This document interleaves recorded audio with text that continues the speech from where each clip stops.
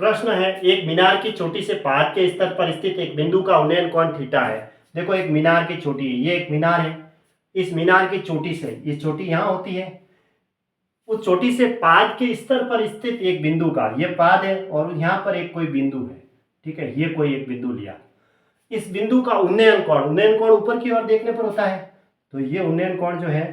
ये यहाँ बिंदु ले लो फिर, है ना। ये उन्नयन कोण कितना दे रखा है, थोड़ा सही नहीं बना, ये लो, अब ये हो गया। उन्नयन कोण तो ऊपर की ओर होता है, तो ये उन्नयन कोण दे रखा है इसने थीटा, जहां टेन थीटा बराबर 5/12, यानी ये टेन थीटा दे रखा है,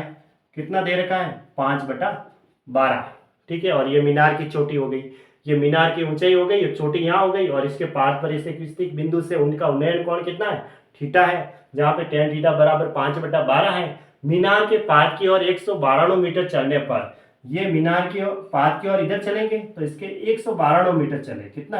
192 मीटर, यहां तक 192 मीटर चलने पर मीनार की चोटी का उन्नयन कोण एल्फा। अब मीनार की चोटी का उन्नयन कोण कितना है, एल्फा है, ये एल्फा, जहां टेन एल्फा बराबर 3/4 हो जाता है, ये जो है वो टेन एल्फा हो गया बराबर 3/4 हो जाता है। तो मीनार की ऊंचाई ज्ञात कीजिए, ये मीनार की ऊंचाई हमें ये ज्ञात करनी है,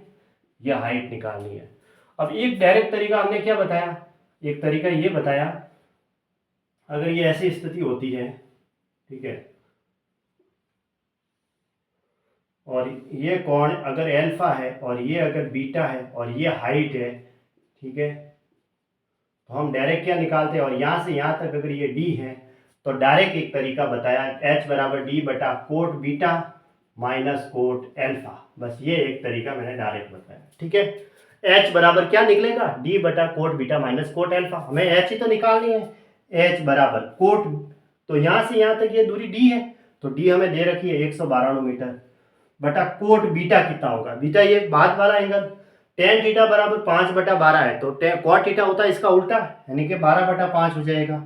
माइनस इसका टेन एल्फा है जो उल्टा कर दो, क्योंकि कोट एल्फा लेना हमें, तो 4/3 हो जाएगा। अब इसको थोड़ा सॉल्व कर दो,